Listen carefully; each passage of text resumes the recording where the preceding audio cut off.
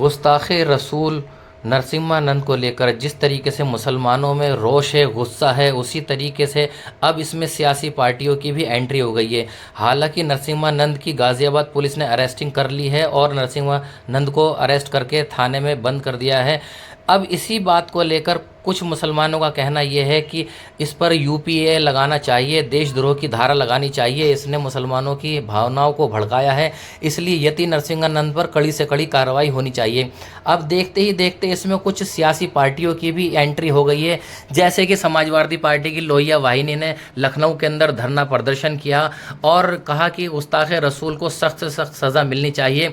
दूसरी ओर वहीं इस चीज़ का फ़ायदा उठाते हुए भीम आर्मी चीफ चंद्रशेखर आज़ाद ने भी अपनी एंट्री इसमें दे दी है। उनका कहना भी यही है कि ये चंद्रशेखर आज़ाद का कहना है कि गुस्ताखे रसूल को सख्त से सख्त सज़ा मिलनी चाहिए और इस तरीके के लोगों को हमेशा के लिए जेल में रखना चाहिए जो समाज को तोड़ने का काम करते हों। अब देखने वाली बात यह है कि इसमें जिस तरीके से सियासी पार्टियां अपनी अपनी एंट्री कर रही हैं, क्या वो मुसलमानों का वोट ले पाती हैं? क्या वो मुसलमानों के हित की बात करके मुसलमानों को अलग अलग गुटों में बांट सकती हैं?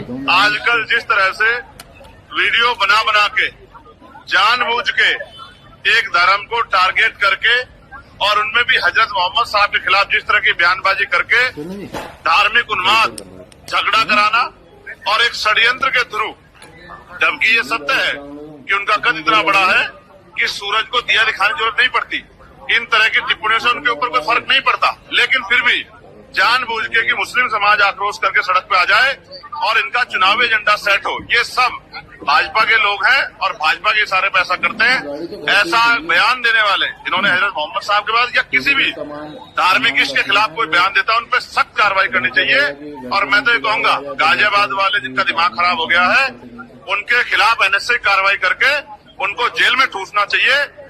किसी भी तरह का जो है आक्रोश में जनता से भी कहूंगा वो सड़कों पे ना आए, उस काम की जिम्मेदारी के लिए हम लोग जनप्रतिनिधि हैं। उन्हीं के कहने पे, उन्हीं के एजेंडा पे ये काम कर रहे हैं पाकिस्तान और चाइना की इंटेलिजेंस एजेंसीज के साथ मिलके। तो जब इन लोगों की बात पुलिस से कराई जाती है आरएसएस और बीजेपी के नेताओं द्वारा, जब ही तो ये हिम्मत जुटा पाते हैं, वरना आमतौर पे ऐसे लोग बहुत ही बुज़दिल और डरपोक होते हैं। वो सपने में भी इस तरह की बात कहने का सपना भी नहीं ले सकते जब तक कि उनकी बात अच्छी तरीके से, उनको आश्वासन पुलिस के अधिकारियों से ना दिलवाया गया हो।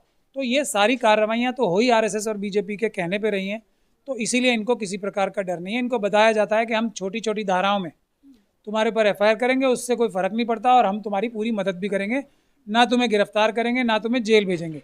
लेकिन जैसे ही जेल और गिरफ्तारी की बात आती है ये लोग एकदम अपने असली चूहे जैसे रूप में आ जाते हैं। जैसे इनके एक भाई और बड़े ही सखा और मित्र थे ना, जो इनसे भी ज़्यादा बदतमीज़ी की बातें करते थे। मैं तो उस गलीस आदमी का नाम भी नहीं लेता हूँ, वो त्यागी बनने की चेष्टा करते रहते हैं वो। तो वो अब कैसे चुप हुए? क्यों? क्योंकि कोई एक क्लाइंट हमारे पास आए और हमने सुप्रीम कोर्ट से उनकी ज़बान पे कानून और इंसाफ का ऐसा ताला लगाया कि आज वो ना अपने आप को त्यागी बता पा रहे हैं, ना अपने आप को अपना पुराना नाम ही बता पा रहे हैं। वो अधर में लटक गए और उन्होंने जो चोरी की थी वक्फ बोर्ड में, वो चोरी करने का सामान भी उनसे छिन गया। वो एक चूहे की तरह किसी कोने में दुबके हुए अपने बिल में बैठे हैं। यही हाल इनका होगा, नरसिम्हानंद का भी, अगर मजबूत कानूनी कार्रवाई इनके खिलाफ कोई करेगा।